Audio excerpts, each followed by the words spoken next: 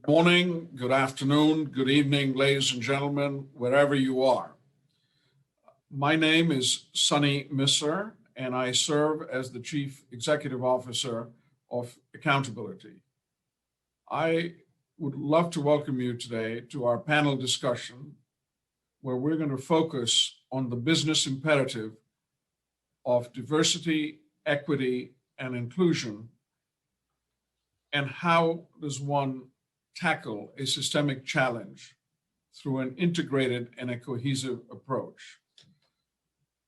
We at Accountability are honored to be working together with the Massachusetts Institute of Technology in convening this panel, in bringing together to you all these experts, renowned academics, and esteemed business leaders. And the purpose of bringing this panel together is to get their views and their collective thinking of the interdependence between ideas and practice, and essentially, how do we develop principled leaders for the next generation, for the next normal. And with that in mind, it is an absolute honor for me to introduce to you the person who has probably the most challenging job, Dean Melissa Nobles, who serves as the Keenan Shaheen Dean of the School of Humanities, Arts and Sciences, Social Sciences at MIT.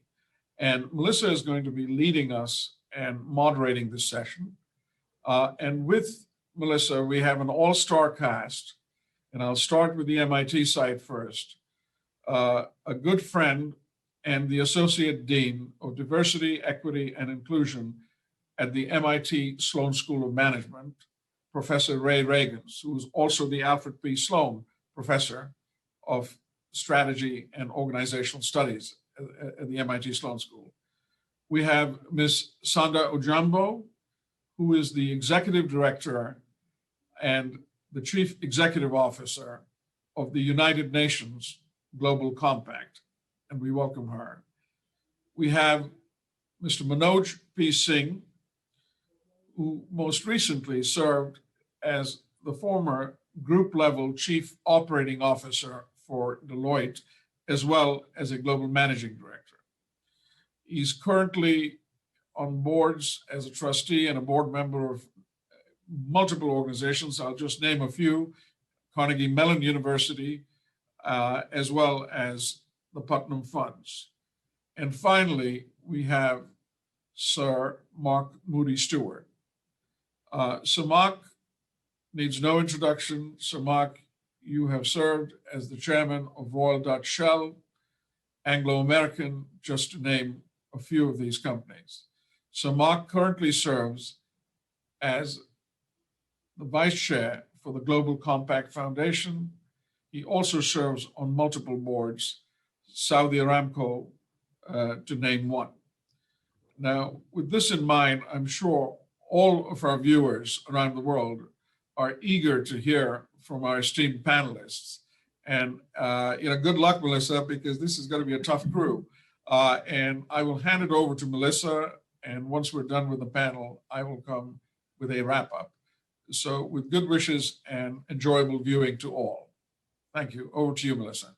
Great. Thank you so much, Sunny, and thank you for giving me the opportunity to moderate, which what I'm sure is going to be a really interesting and important session. But I thought I'd start with laying the groundwork for how it is that we got here by looking at this past year.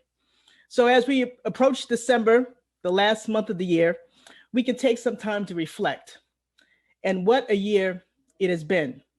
In January, China, and then the rest of the world were quickly engulfed by a once-in-a-century global viral pandemic.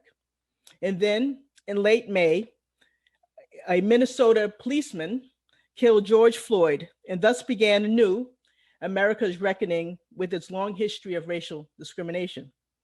This year has certainly been deeply challenging, but it also has been revelatory in two important ways. The first is that it revealed that we, meaning humanity, are all in this together. The COVID pandemic plainly shows that our collective fate is inextricably bound. Our behavior as individuals helps or hurts our collective health. The virus is indifferent to boundaries of any kind, identity boundaries or geographic boundaries. Furthermore, America's racial reckoning soon became, in ways, a global reckoning, as many other societies were forced by their own citizenry to confront their complicated histories. Black Lives Matter, in a certain way, has become a global phenomenon. Second, and in a related way, this year revealed that issues too often treated as separate are in fact linked. While it is true that the COVID virus itself is indifferent to human identities, the societies in which humans live are not. The truth is that humans around the world are experiencing the pandemic differently, largely because of their racial identities or their economic circumstances. So taking, for example, the US, if you are Black in the US, it is likely that you are a low-wage essential worker and thereby more frequently exposed to contracting the virus. It's not only that, it is also that you may also have underlying diseases which complicate treatment of the virus, and that those underlying diseases are themselves the result of historical discrimination and access to healthcare. So in short, the pandemic and the Black Lives Matter movement have amplified the complexities and the interconnectedness of these big challenges.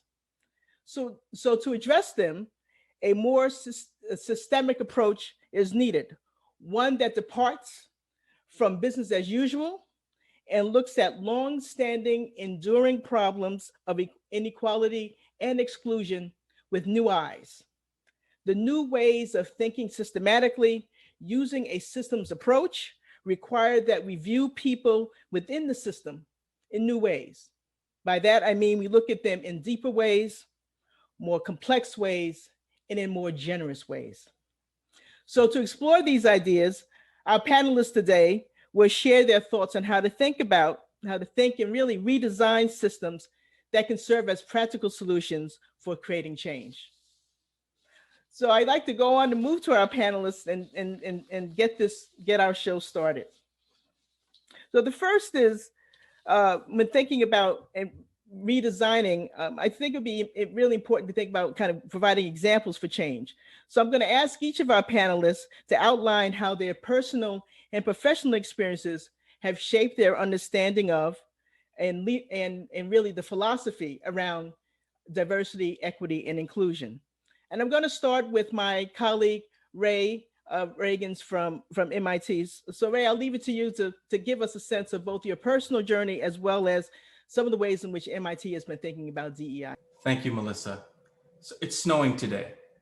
It's snowing today in Pittsburgh. And I mention that because it was also snowing one day in Wichita, Kansas in 1987. And a football recruiter who was looking to recruit players at a private school nearby got stranded in a snowstorm. And he saw my high school. And he came in and he said, "Do you have any football players that I could look at?" And so he looked at video on me and a friend of mine. And so he asked my coach, "Where are these guys going?" I go into KU, K-State. And my friend Wayman Caldwell, he said, "Well, Wayman's going to junior college and Ray's joining the Marines." He said, "Well, they're good students?" He said, "They're excellent students." He said, "Well, maybe they would like to go to Brown." And so my story began in a snowstorm. I went to Brown, I finished, I went to the University of Chicago. While I was at the University of Chicago, I studied sociology and economics. And a friend, he is a friend, in the business school said to me, "Would you want to become a professor in a business school?" And I said, yes. Why do I share this? The philosophy that we have in the Sloan School is about creating opportunities, is about identifying people when given the opportunity who could excel in our environment. And I have to admit that my own personal journey biases how I see opportunity. When people are given a chance, they can do well. So, but I'm also a former athlete, and I'm a big believer in teams. And so it's not just Ray with you here today. It's also Dean David Schmidtline. It's my colleague, Fiona Murray. It's many colleagues who provided a foundation for what we're doing at Sloan. So if you don't mind, let me give you some background. Before COVID and the Black Lives Movement, we had a reckoning with DEI at Sloan. Our students came to our dean and said, Dave, the school can do more. If we are in fact in the world for the world, we simply do not reflect the world in which we live. And Dave heard them. And so he put together a task force. And that task force focused on ways that we can improve our community, including eventually hiring Ray and Fiona. And so we officially started in July. We unofficially started sometime in April. And how have we been focusing on our efforts? This is an awkward way of saying it. George Floyd created an incredible moment in our school. Our Black students of color reached out to me and said, Ray, we don't feel the kind of community that we've come to expect at Sloan. There are Black people literally protesting and dying in the streets, and we haven't heard from our community. And so we asked them, we don't think your community understands how you're experiencing this. Would you like to share our platform?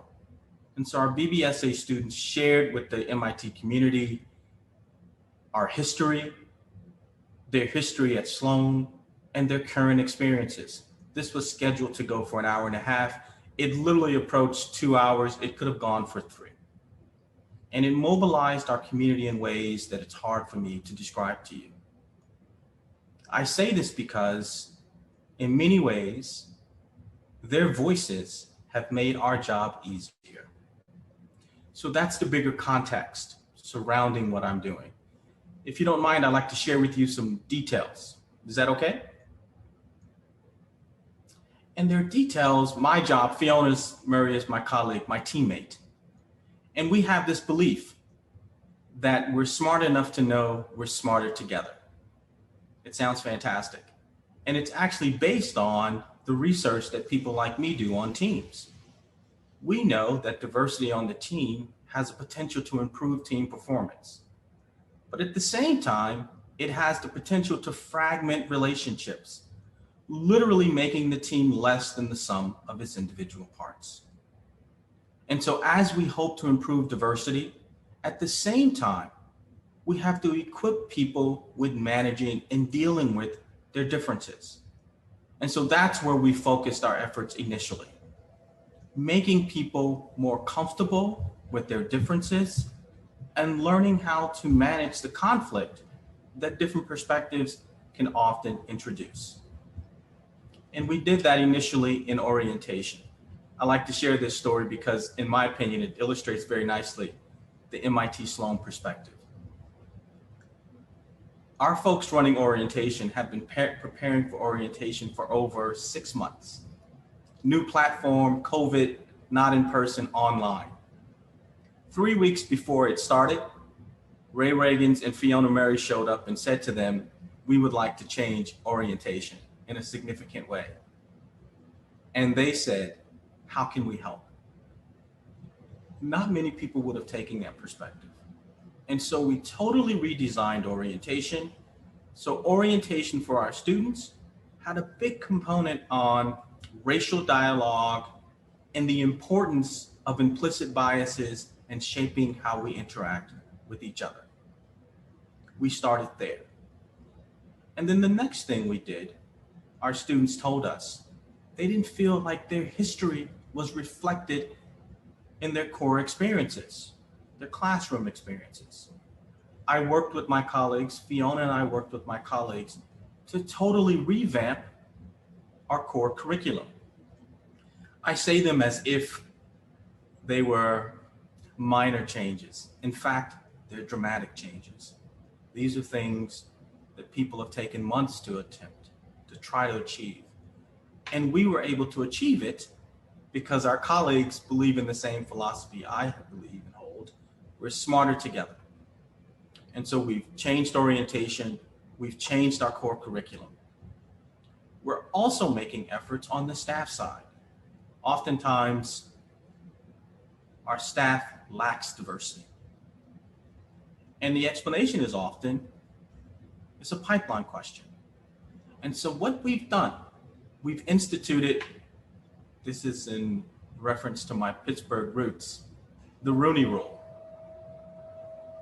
And so if you're looking to hire someone, you simply have to oversample on women and people of color. This doesn't mean that you can't have standards, but it means you have to go out of your way to identify talented minorities. And if you need extra resources to do that, Ray and Fiona are here to help. That it widens the pipeline. At the same time, we know there's potential for bias in how people get hired. Fiona's research is on this question. So we've added more structured interviews. We've added more diverse interview panels to increase the odds that people are being evaluated objectively. And so we're making progress on that dimension on the staff side as well. Now, the faculty side is tremendously harder. And it's odd to say this, but in many ways, it was the economist at the University of Chicago who recognized the problem. The way students are entering PhD programs, students from more elite institutions simply have an advantage. And so we've joined a consortium of schools, and we've created something called the Pre-Doc Consortium, where students from across the country are given opportunities to come work with faculty members at over 70 schools currently doing research. And they basically gain experience doing research for either 1, 2, or 3 years. And then they decide if they would like to move forward and become PhD students and eventually faculty members. One of my colleagues put it this way: my pre-doc becomes your PhD student, your PhD student becomes my colleague. But in addition to making these efforts and growing this pipeline, my own personal experience as a sociologist became relevant, in the sense that we know that there are people who were not trained in business schools who can also succeed in business schools. And so we're creating postdoc opportunities.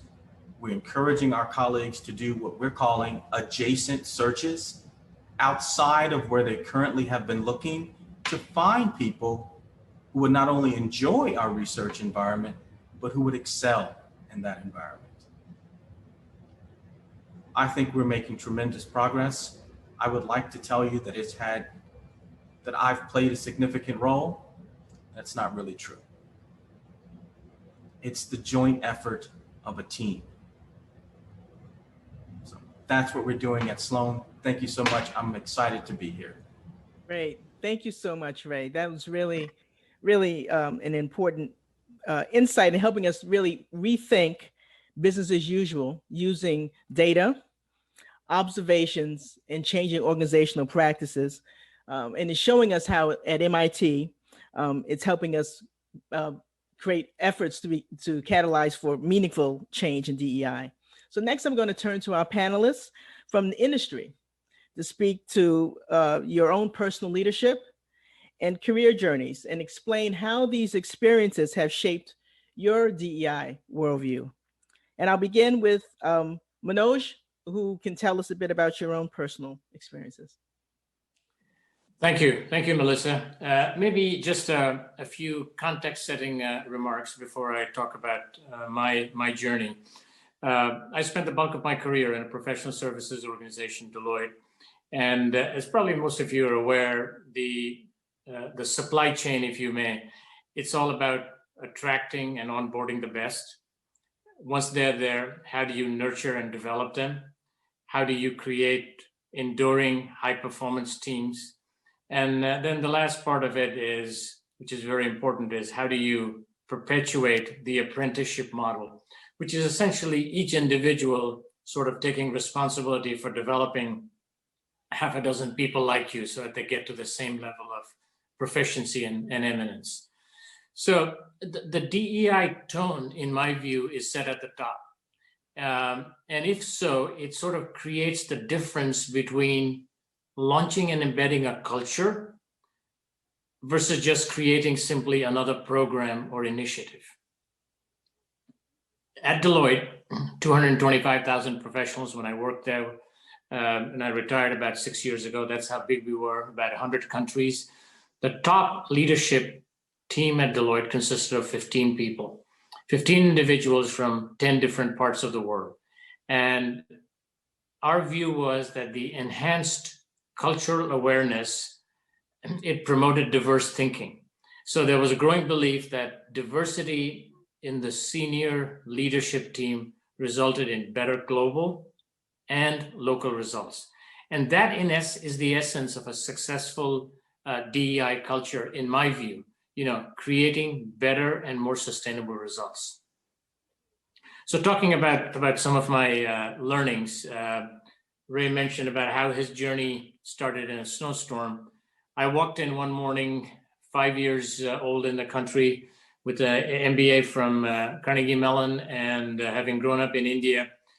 I started in Cleveland with Deloitte, a career in consulting. I knew very little about it. And as I said, you walk in with the feeling that you are very good and everything else will take care of itself. And I think that there are three key parameters, if you may, that I want to put in context for the learnings that I'm going to share with you. And the first one is, how do you create opportunities for others that were created for you? The second thing is, how do you teach people to be comfortable about being uncomfortable? And then the third thing is, how do you basically set some measurements for behavior so that you are measuring the behavior that you want to see? Okay, so those are the three parameters, and within that, I'll just talk about a few learnings.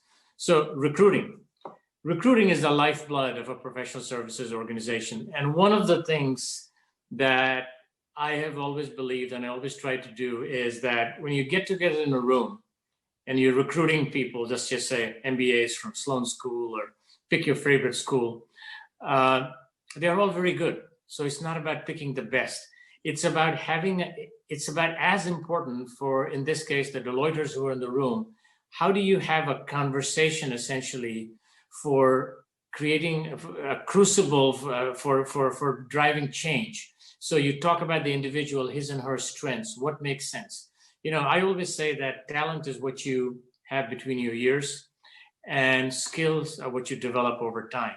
So this is it's a little bit about the point that Ray was making earlier, giving people a chance. So you look at an individual and say, how is this individual, he or she, going to blossom over time? Do you take a flyer on this person? What is the kind of support that they would need? And that conversation is really what I would say the start, the embryonic formation of a DEI culture, because that's where you talk about what you're all about, how you're going to help this individual be successful, what is the safety net that you're going to create, and how do you take risks with them? Because ultimately, you have to take risks with people and you have to be there to help them when they make mistakes. So it's about identifying talent. It's about seeing enough of them, as Ray indicated, and then being able to visualize that not everyone is perfect and different people need different types of help, coaching, encouragement, and being able to personalize that. So it's a little bit of being small in the context of a big organization. And that's very, very important. And that's been a key part, I believe, of creating the right culture of where I was and how to be able to help people grow and develop. And it's the same thing. And, you cannot be attracting, for instance, African-American staff when you don't have enough African-American partners who are role models, okay? So that leads to another example, which is in the mid-90s in Deloitte, we started an initiative called Men and Women as Colleagues. And this is more about gender diversity, but the same concepts apply. and I'll just move the clock forward to 15, 20 years after that. So, we used to recruit, and we still do. About half of the folks coming in the entry level were women. And by the time the pipeline got to the end to promote them to partners, about 70, 80% of them had left the firm. And to fast forward and make it shorter, the realization was it was not about women in our firm, it was about men. It was about how men started thinking differently about how do you create opportunities for women? How do you become role models for them? Are there things that you do on a project out in a distant land where through, not a deliberate process, but you're creating situations where essentially you're shutting off women from being socially involved in whatever you do at the end of a day or on a weekend or something like that. And they're not able to build those networks that are very, very important. So that was a very important realization for us. And that same concept basically was the underpinning and the foundation for essentially creating what would be a diverse culture. And just two other quick examples. So a part of my career with the firm I spent in Hong Kong. I grew up in India, as I said, but I never worked outside the United States. So this was the first opportunity. 2003 to 2008, I was in Hong Kong leading Deloitte's Asia Pacific region. All countries from Pakistan in the West to Japan in the East and all the way to Australia and New Zealand. So I used to tell people there are no par threes if you're a golfer in terms of flights from one country to the other. One region, but very, very, very diverse and very spread out. So in Southeast Asia, we had about 10 or 12 different practices. And one of my focuses was to create basically one unified practice. So, the typical countries, Singapore, Malaysia, Thailand, Guam, Philippines, etc.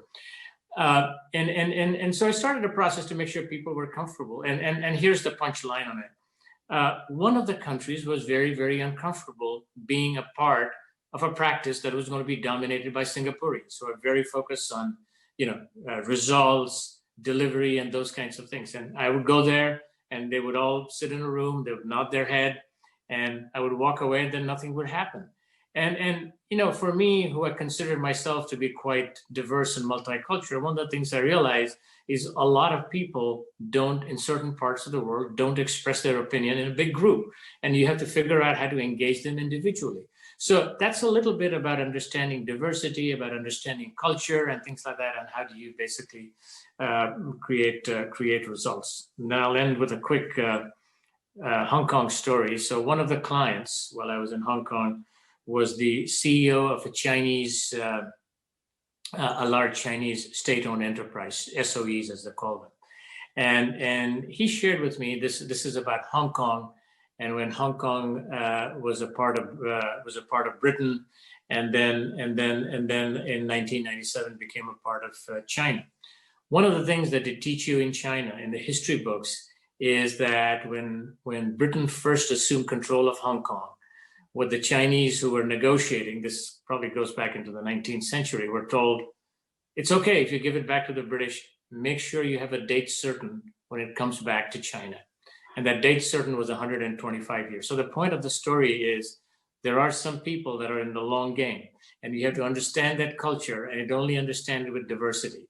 So they said, it doesn't matter what you do for 125 years as long as it comes back. So again, let me just conclude by saying diversity is all about bringing awareness. It's about creating essentially in the room what you look like globally and being able to bring the best thinking to be able to continue to excel and succeed. Great. Thank you. Sandra, can you share your experiences with us? Thank you, Melissa. And really thank you to the two speakers before who really addressed some of the fundamentals around what diversity, equity, and inclusion looks like in the workplace. As I reflected on this question, I thought that if I was to base my response on what common stereotypes really are, I'd truly have to start my story off on the back foot. As a relatively young, I think, Black African woman, I come from Kenya. I have many stereotypes that could work against me just from the start. But I have to give credit, I think, first to my parents, who encouraged us to have a broad world view. And I think, fortunately, the institutions of learning where I have been that have been inclusive and have embraced some of the systemic change and progressive views that Ray spoke about when he shared about, his experience in academia. And I think just the imperative and support to push for my parents to explore the world and to always see ourselves as equals, very powerful positioning that anybody can give to a young person as they grow up. And I'm fully aware, as I say, being a Kenyan, that my story is certainly not the story of millions of African women who may have never had the chance to progress beyond the hurdles and challenges that keep many women relegated to the domestic sphere. But I have to say, as I've progressed as a professional, I have faced numerous personal challenges. And to some extent, I feel that my diversity and inclusion experience has been a dynamic one. Many a time I've either been too young, or I've been too old, or I've been a woman, or I've been an African woman. And it's all been situational, and it changes depending on context. So the first for me is that D&I is never a fixed concept. And, addressing it will always require firm understanding of what the contextual issues are. It's also been very important and interesting for me to realize that the things that define me are also the things that either propel me forward or hold me back, depending on where I am. I think the truth is the world is living in probably some of the most unequal times of society, be it north-south divides, be it income divides, be it gender divides, be it the COVID gap that you spoke about, Melissa, when you made your opening comments. But what I have found is that where I have thrived, it's because there have been strong role models. Again, where I have not thrived or where I felt discriminated against is where my ethnicity or my gender has not been valued. And that lack of value hasn't been one created by a moment. It's actually a systemic lack of value. Ray spoke about some of the institutional systemic changes that have been made around orientation and curriculum in schools. And it really took me back to my undergrad orientation, without naming the institution. But those are some of the moments when, as a young person, you really look at, what does this mean to be a person of a different ethnicity, different orientation in a whole new world? But now moving to North America, I just moved to New York literally about 2.5 months ago. I took on a new role in June and I started virtually, but moved to New York about 2.5 months ago. And embracing myself in a society that is deeply reflecting on the George Floyd moment. My hope is that all the responses that we've seen from business and from many other actors, these responses will be systemic ones. This is not just a moment, it's a moment for long-term change. I think another really powerful thing that has happened in my short time here has been reading a book that's called How to Be an Anti-Racist. And the concept behind it is that you're either racist or anti-racist and nothing in between. And I think it's something that we need to consider as we consider the discussions around diversity and inclusion. Silence on these issues is not a position. Either you're pro something or you're against it. I think the gray area is where a lot of uncertainty thrives and prospers. And I've had these sessions with our team, and they've been most insightful in terms of really understanding unconscious bias and reflection on what truly diversity and inclusion means. I personally am also a firm believer in the notion that you cannot become what you have not seen. So the mere act of leadership, choosing to serve as a role model, truly does pave the way for the next generation. I think that for leaders, it's important to educate, to empower, but also to elevate. We need to lift forward those who seek to progress. And our work at the Global Compact, where I work, really it focuses on encouraging member companies to ensure that they address key issues such as human rights and labor, because underlying these issues are gender disparities, disability disparities, and certainly broadly inclusivity as a whole. I think it's really important because, for me, inclusive decisions result in inclusive outcomes. And I see no reason why, going back to business and back to the place where I work at the UN Global Compact, there should be no reason why businesses and indeed institutions should perpetuate business decisions that certainly do not result in more inclusive outcomes for society. So I'll stop my comments there. Thank you. Thank you. Mark, can you share with us your experiences? Yes, thank you very much. And thank all my fellow panelists for some terrific insights. I've been taking notes here. When I became the CEO and chairman of Shell in the late 90s, our executive committee was all male, white, and British or Dutch. Now, we were a global company with operations in 130 or so countries. And I knew that during the 30 years or so of my career, which I'd spent out of my own country, living in 10 different countries, I knew we had hired able men and women of all nationalities, religions, etc., all over the world. And we were an extremely diverse company, one of the most diverse in the world. And I'd never worked in an office with less than 7 nationalities. It was really stimulating.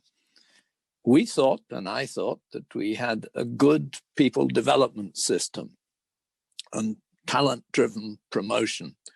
For example, our staff reporting system, our people reporting system, was adopted in the 70s and early 80s by the government of Singapore, and they haven't done too bad a job. So when you looked at the outcome of this process, which I believed in, the outcome was just statistically implausible. It's completely implausible that the best of 30 years of selection process would be male and British or Dutch, with an occasional American. So there had to be hidden blockages. So we set up a diversity council, natural reaction, and got people from all around the world, and most importantly, of all ages and stages in their careers. These were bright people, representative of the levels in the company they came from.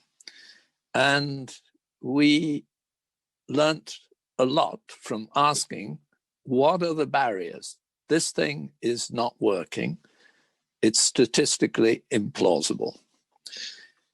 We hired an African-American great woman called Leslie Mays to help us, partly because the USA had come a long way in my time from a student from the 60s, from being a partly segregated society to a remarkably changed society. We know more change is needed, but at that point it had come a long way. And when I was giving in town halls all around the world, I'd explain to people the statistical implausibility and what we were trying to identify and what we were trying to do. We had some reaction. I'd say quite often, maybe half the audience would react saying, yeah, look, we've always been a meritocracy and we have good systems in place. And I'd say to them, but look at the outcome. It's implausible. And we're not removing merit. We're just looking at the definition of merit. And I could see that probably about half the audience would think, maybe he really gets it. So Leslie suggested that she organize diversity awareness workshops for the top 200 people or so. This is probably something which would be quite normal nowadays. And I said, fine. And as a leader, the chief executive, of course, I was going to attend one as an example. Although I have to admit that, frankly, having lived in 10 countries with 12 years in Islamic or partly Islamic 4 different countries in a multiracial country like Malaysia, frankly, I thought I didn't need it. Leslie, but I went along, and I'm glad I did. Leslie got us to identify advantage groups in Shell. We had a bit of an argument about that. Dominant groups, advantage groups. Can we even talk about it? Is it possible? So after an argument, we agreed and we started, and we found that there were perhaps 12 or 15 advantages. Start with men and women, which is men, obviously, in Shell. Technical versus non-technical, a highly technical company. oil and gas production versus marketing. The money was all in the upstream. We needed the downstream, but that's where the glamour was. Highly mobile people versus non-mobile or less mobile. Part of our system was we moved people around the world, people of all nationalities, Nigerians to Oman, Omanis to Latin America, everywhere, to give people confidence that outside their own country, they really were world class. And it was a terrific scheme. But it was, of course, it put barriers for particularly women or people with families or education, etc., etc. Education, Oxford, Cambridge, and Delft versus the others. Expatriates versus nationals. Whatever nationality of an expatriate, they're normally experts, so they're generally quite often more influential or dominant. Those with supportive spouses, senior positions, need entertaining social work and so on, and that's important. Native English speakers versus the rest. Scientists versus none.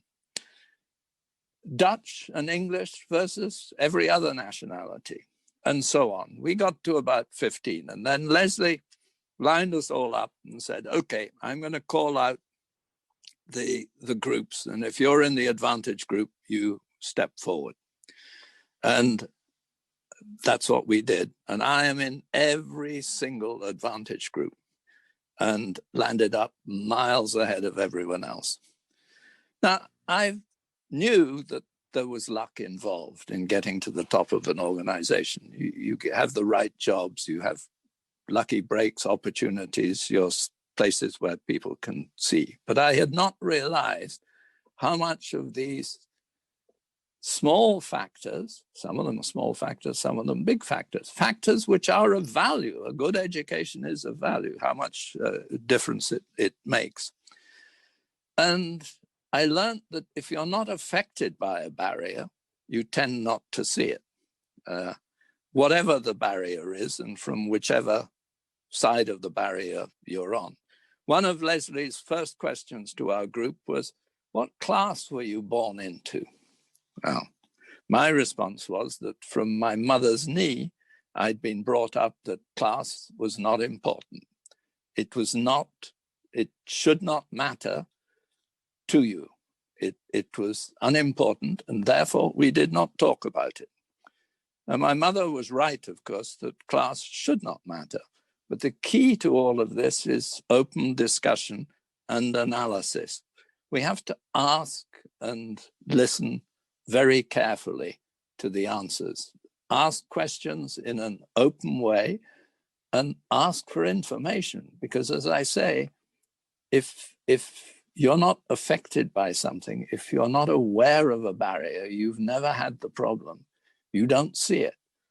And some of the examples we've heard is making sure that people in the organization have become aware of these and realize what steps they have to take to make sure that that's not blocking able people.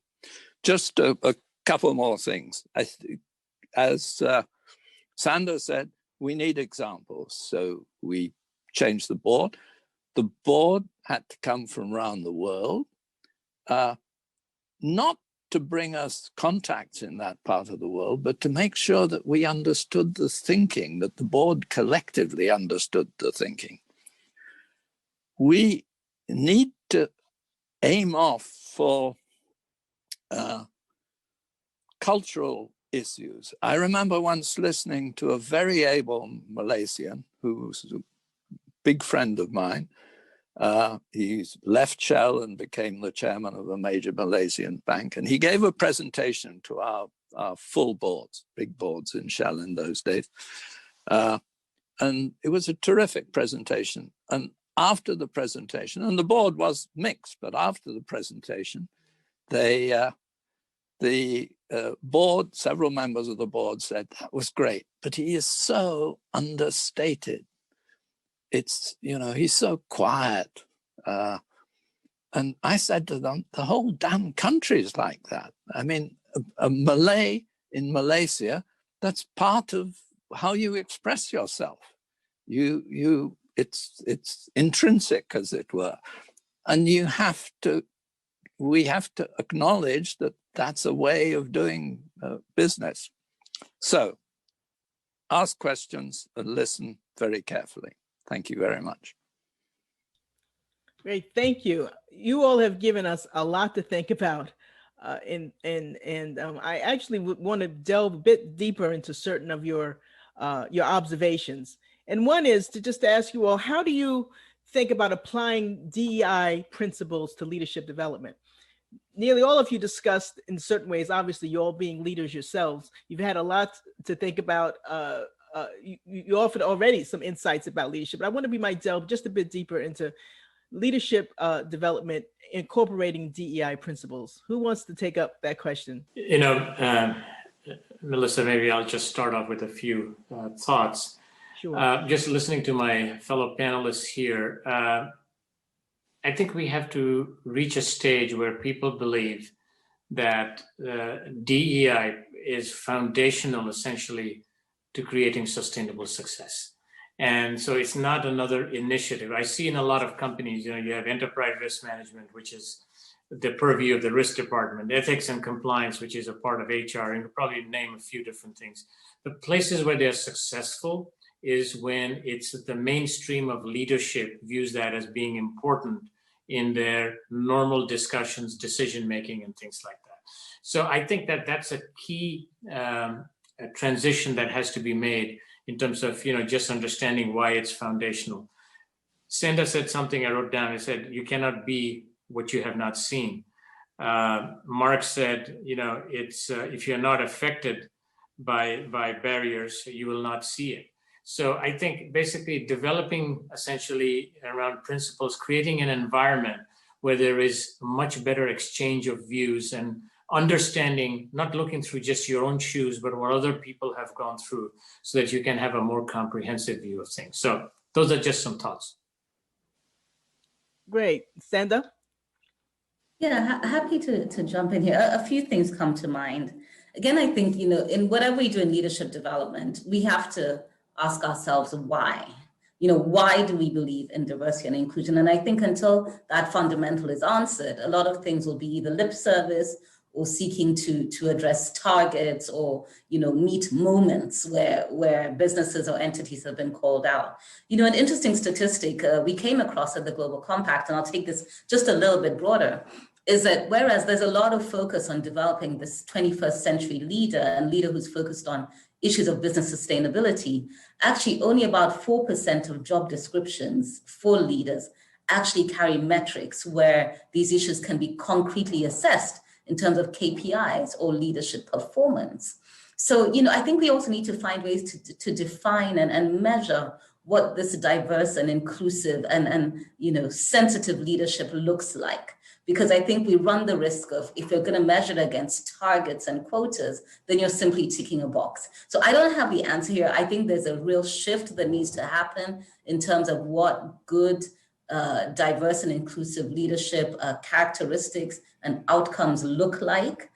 They may be much softer, but for sure they're also systemic. And I think it's very important that the leadership is, especially transitional leadership, is grounded in a system, as I said, starting with asking why. Why do we believe that a diverse and inclusive workforce is important? I think that is really the fundamental. Great, thank you. Ray? So I wasn't going to share this, but Mark said it already. One of the key moments in our leadership journey is being objective about your subjective experiences. Can you step back and appreciate the experiences that you've had and then the experiences that other people haven't had? What situational factors gave you an advantage? What situational factors gave someone else a disadvantage? That is the moment for our students. If you want to Dean Smitline likes to say, if you come to Sloan and you leave version 2.0 of yourself, then we failed. Because this is supposed to transform who you are, not simply make you a better version of what you currently are. And so the first step is being objective about our subjective experiences. The second step is being comfortable contributing in a very, elite's not the word, it's the only word I can find right now. Manoj said everyone is talented when we're interviewing them. Now imagine trying to work in that context. And we provide people with skills to be comfortable contributing in that context. But as everyone else gains the ability to share their voice, conflict. So how do we make people comfortable with managing conflict? That's the leadership arc. And here's the diversity piece. If you're a woman or a person of color, comfort contributing is simply much harder because you have a lower sense of belonging. You don't look like everyone else in the room. Conflict over ideas. If you are a woman or a person of color, the ideas that you express are more likely to be ignored or rejected. And as we take people through that part, they then start to appreciate how their beliefs shape the objective experience of women and people of color. That's the cycle. We need to appreciate how we all contribute. When Dave asked me if I would do this job, I said, yes, but if I can do diversity training first. I literally did a class on diversity training because I needed to be more aware of myself and the role that I was playing. That's the journey we want our students to take. That's a leadership journey. Thank you. And it sounds as if it relates very directly to what Mark described, his own experience. And you described finding that you were way out ahead of everyone else, Mark. What was the reactions of others in the room, meaning that exercise that you contributed to? I imagine that it helped them also rethink their own identities, or at least their place in the organization. Yeah, I think it did, and it helped all of us because we were able to think, what of these factors are important and what are not. And almost every factor has a positive element in it. But that positive element may have an offsetting disadvantage. So you have to think about it and tease out the difficulties. I mean, for example, one of the reasons we lost people, we would have terrific people who were well able to be on the executive committee and who I knew personally and who were well able to be potentially CEO. And very often we would lose them at a relatively late stage in their career. And we tried to address this by having a distributed team. My dream in the 90s was that we could have the executive committee located all around the world. Technology just didn't do it in those days. Accenture, on whose board I was, has done it, and done it 10 years ago. But that's a barrier. If I had worked for an American company and towards the end of my career, I'd known that I'd have to go and work in headquarters in Dallas or wherever, I'd have quit or if I knew that that was what it required to get to the top, I'd have left and gone somewhere where I wouldn't have to do that. Not because I had anything against, if someone had said, live in the States for 3 or 4 years, fine. But to take the end of your career and practically have to become American would just have been a step too far for me because my family, my kids, everything was in Europe. If they said, go live in Holland or Frankfurt or Edinburgh, no problem, because it's short distance. So those are the barriers. And you could move people in Asia, whether it's in the Philippines, Hong Kong. Asia has a kind of Asian feel to it. and senior people are happy wherever they are in Asia, but ask them to come to Europe and The Hague, you know, that's a big decision. So we lost people. And I think now, I mean, I think Shell has done a great job since, and most of these companies have moved on significantly, which is encouraging. The last thing I'd say is that management education really is important. And one of the greatest spin-offs of the UN Global Compact is the Principles for Management, Responsible Management Education Prime. And I think that, and to have deans of schools and others thinking about what are these elements, not just in this area, but in the whole area of responsible business. I think it's important to have people. And people ask me sometimes, what's the most important thing that's not taught in business schools? I always say, you don't teach people to listen to people who disagree with them outside the company, who are shouting at them and who may actually, you know, not have a very good point, but they're not stupid, and they've gained this impression from somewhere, and you better find out where they're getting that impression, if it's the wrong impression. So asking questions. I believe we just have to keep asking questions and listen to the answer.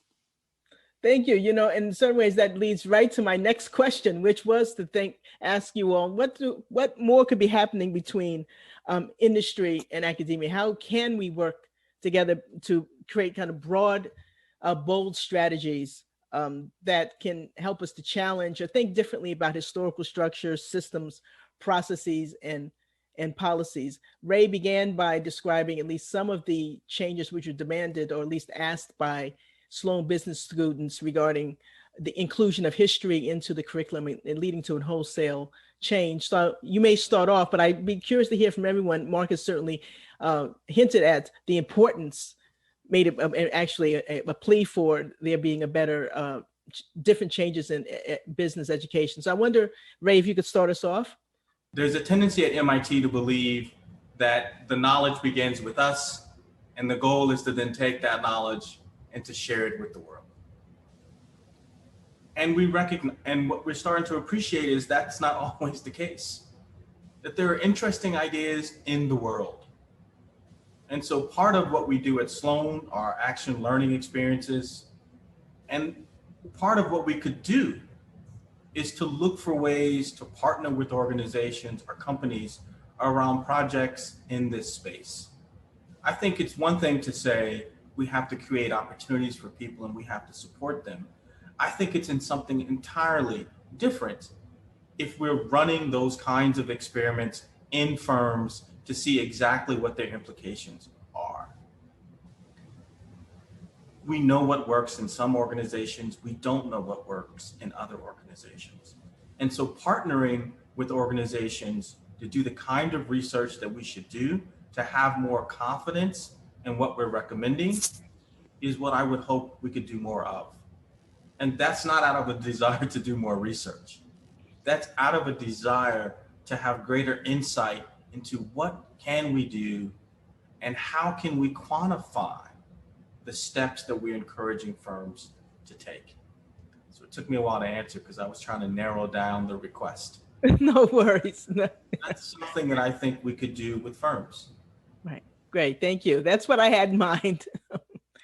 Does anyone have any other thoughts on how we may have greater connections between business and academia on these issues?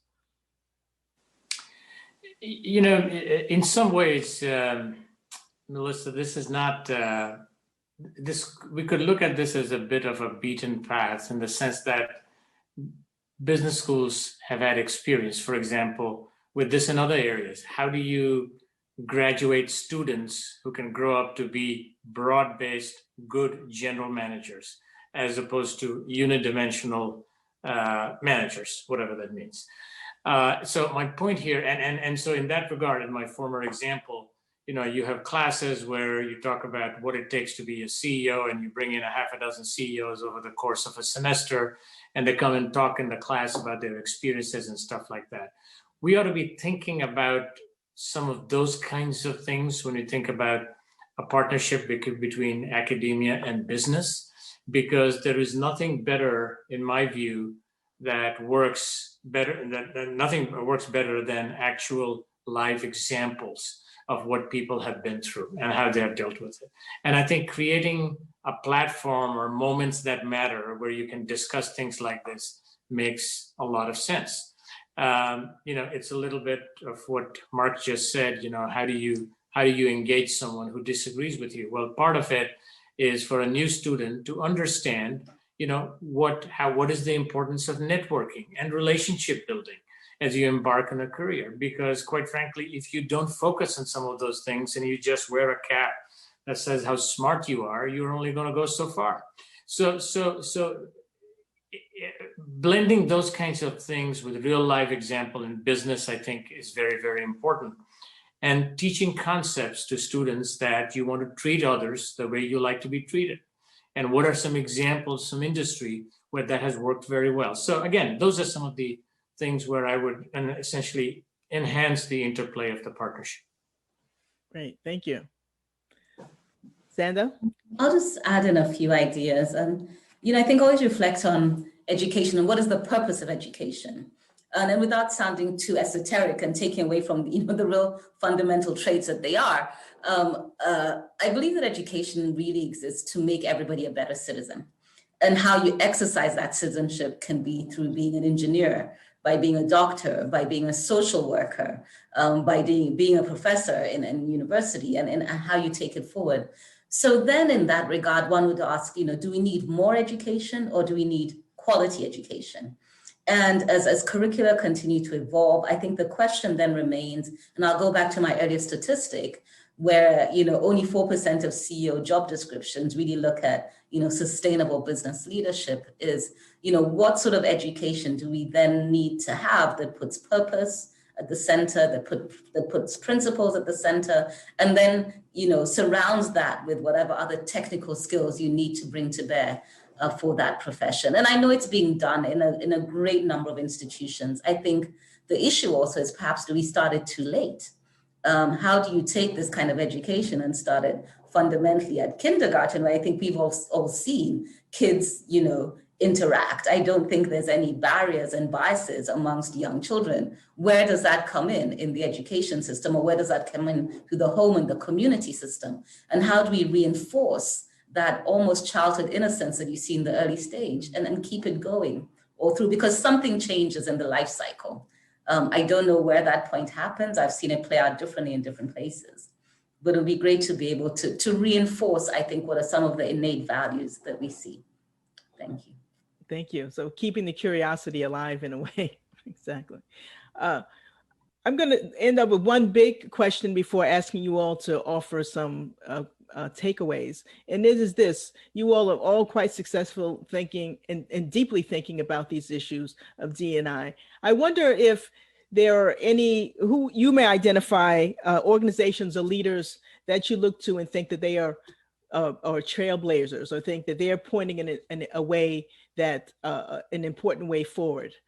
Who's out there besides your own efforts that you would regard as warranting a second look? I can't name names. There are too many. Okay, well, that's a good point. When I took this job, Alyssa, one of the first things I did was, there are a number of people taking on the same role in different universities across the country. And so one of the first things we did was come together as a group and share with each other our own individual experiences. And this isn't exactly what you asked me, but one of the first things that came up was, how are you going to sustain yourself? This is a very difficult assignment. We can all help each other do the work, but the thing we also have to focus in on is, what are we going to do to sustain our own well-being while we do this work? And I have to tell you, I thank them every time I see them for reminding me of that fact. And so there are lots of people in these different roles in universities. I quickly call on them when I have a question. And are there others, industries out there that are? Yeah, I could think of thinking back to my earlier days. I used to look at other companies and think, who's done a really good job on this, particularly internationally, because as a global company, I was looking at mixing nationalities and making sure that we had proper pathways to the top. And back in the 70s, 80s probably, I was very impressed by Citibank, who had excellent local, national managers, and they'd progressed people extremely well. So their country leads were very often nationals or regionals. But then I think they lost it somehow. It didn't. Those people didn't come through to the top, maybe for the reasons I was talking about. The other one, which was and still is quite remarkable in the oil industry, is Schlumberger. They were. I remember at one point looking at their executive committee. I think it had 5 nationalities and so on. They were less good at gender. But they had a big advantage because their engineers, they trained people, they recruited people and trained them in different parts of the world in special schools they had, as it were, in different parts of the world to adapt engineers to their systems. And they paid them all exactly the same in dollars. But they're an unusual business because they bill their customers all in dollars. And that's much easier. If you're a marketing company or thing, you can't do that because the economy doesn't work like that. So you have the problem of differential scales in different countries and so on. It's a really interesting challenge. And I commend what Manoj said about getting people in to academic institutions to talk about what their challenges are in a specific subject, a specific area. It could be the area we're talking about, it could be ethics, it could be whatever. And to talk about successes and failures and give examples and challenges, not this is how you should do it, but these are the problems I've met. And then people would be happy, I think, the right sort of people to give a talk like that, and then to learn from the academic side as, did you think of trying this? Or did you think of trying that? So I think that the scope for cooperation is very considerable, and it's low cost. It's just time and business people overcoming their nervousness about academics. You know, we get frightened. Melissa, just you know, without naming any specific names, I would say 2 buckets where industries and people are working pretty hard. One is professional services firms. Just by the very nature of the business, it's all about people, and it's a global footprint. You have to get it right to be successful. And I would say for everyone, it's a journey. They're getting better at it, but it's a very much a top of mind issue. All 3 elements of DEI. The other thing I would say is the technology companies. And by that, what I mean is that you read more and more about the challenges that they have, either with gender or diversity. But my point is exactly the opposite. They're trying to crack that nut, because the very fact that you have issues that they're dealing with, it means they're trying to address that. And they would like to be able to get better at that, because quite frankly, that's what spawns innovation, that's what spawns development. So I think if I had to roll the clock forward to the next 10 years, I think that's where you're going to see the biggest amount of change in this area. I think that's right. You know, in one way, I think the future does really rely on, as you all are describing, finding better, more creative ways to teach students how to enter their careers with DEI in mind. And one of the ways that you all described, nearly all have talked about the importance of telling students about individual experiences, right? But stressing in certain ways, because I imagine that's an important part of leadership, always to share your experiences. But in the new environment in which we are in, there's more interest in hearing about the gendered and racial dimensions of a person's identity. Whereas before, in many ways, there may have been some encouragement to not talk about that. Now we're in an environment where people want to hear about it.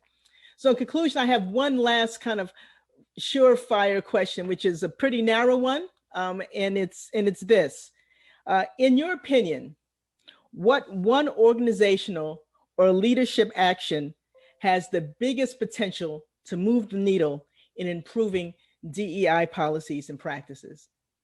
I know there's a lot, but we just want to see if there's one. If you had to choose one, what might it be? I'm going to say start measuring the behavior that you want to see and what is important. Sandra. I would say speaking out about the issue. I would say keep asking questions, probe to find what it is that you're missing and haven't thought about. Open-ended questions, and listen very carefully to the answers and feel your way forward to see other things that you've completely missed. No, mine is perhaps not exactly what you have in mind.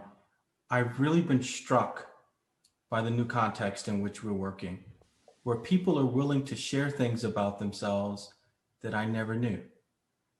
And where I thought I didn't belong, I'm beginning to discover that I do, because people have actually had similar experiences.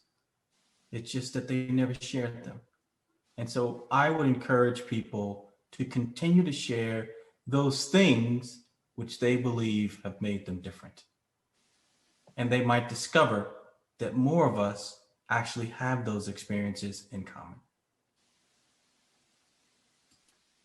Thank you. You know, you've given me so much, and I think our audience so much to think about in this session. And I hesitate to try to offer a wrap up, given all that has been said, the depth of your answers and the thoughtfulness of your remarks make it difficult. But I'm going to try, and please forgive me for not capturing all that was there. But I'll say this. First, you all have let us know that we have to be able to go back to, in certain ways, first principles. Why? Why is diversity, equity, and inclusion important? And you gave several different answers to that question. One is a basic concern about human capital and about getting the most out of people. Two, recognizing that unless diversity is taken into account, you may not see all that a person has to offer. So there was a call for self-awareness in both a subjective way and in an objective way, and that all should be subject to it, beginning at the top, as Mark's description of experience explained, down to everyone. Everyone has to be involved in that. So self-awareness, which is an interesting thing to think about, at least coming from the humanities, arts, and social sciences, thinking about self-awareness in business is an interesting and important, obviously, observation. The other is, and connected to that, with greater awareness comes organizational change and cultural change.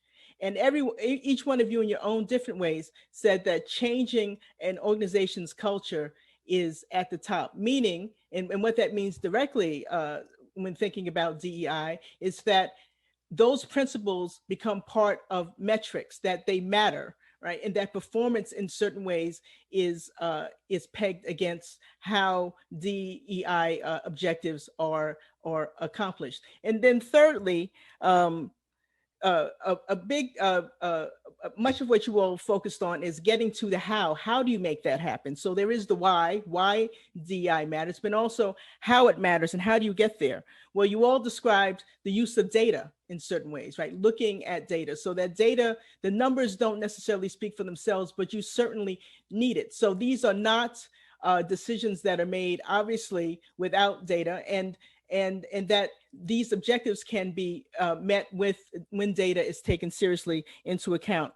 And then finally, understanding barriers, that barriers, why people are not succeeding in your organizations in the way that you would like them to, requires an honest assessment of what those barriers are. And the flip side of that, of course, is once you've identified those barriers, creating opportunities.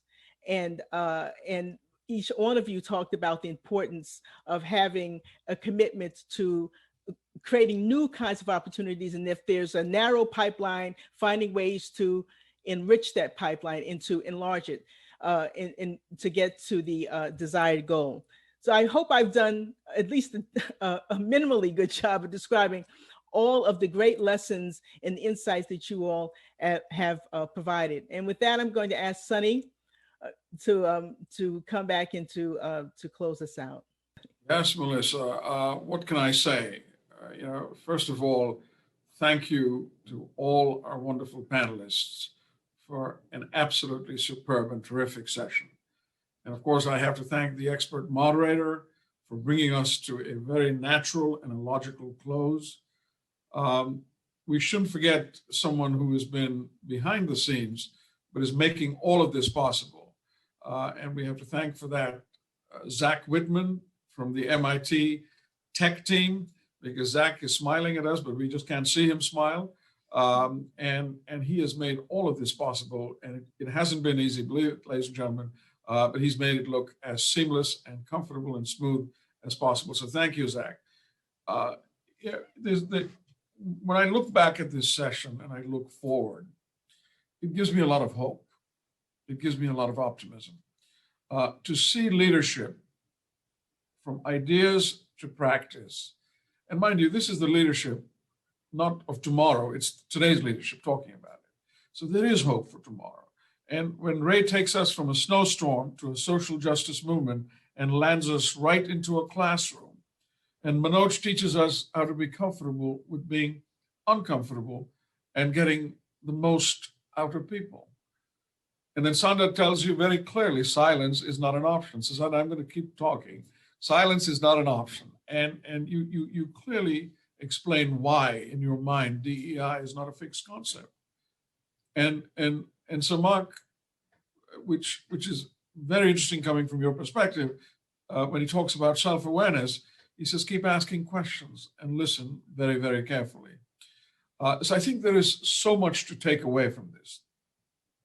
And obviously, where people stand on issues depends on where they sit, as the late Kofi Annan used to say. So certainly there is a lot of learning in this process and internalizing and applying to who we are, where we sit. We at Accountability for the last 26 years have been focused on the area of sustainability, what we call ESG today. And DEI, of course, is a concept and a space in the overall sustainability arena. And we have been working through our advisory services, through our standards, very specifically in this area. And we have wonderful women and men around the world who care about this, and so do our clients. So please feel free to reach out to us if you have any questions or would like to discuss this further. But most importantly, I'd like to thank all the viewers who have tuned in for this, because it's all a numbers game, ladies and gentlemen. If more of you tune in, we can come back to MIT and come back with more of these sessions for you, where you can listen to them leading the way along with other global experts, bringing you their thinking, their learnings, their experiences, and their practices. And we have a lot to think about. So once again, from all of us, all my colleagues around the world at Accountability, thank you to MIT. Thank you to you wonderful panelists. And I know Zach is a nice guy. He's not going to tell me to switch it off, but I think we have run our course of time, Megan. So I will say adieu, goodbye. Once again, a late good morning, good afternoon, and good evening to all of you around the world. And thank you for tuning in and your viewership.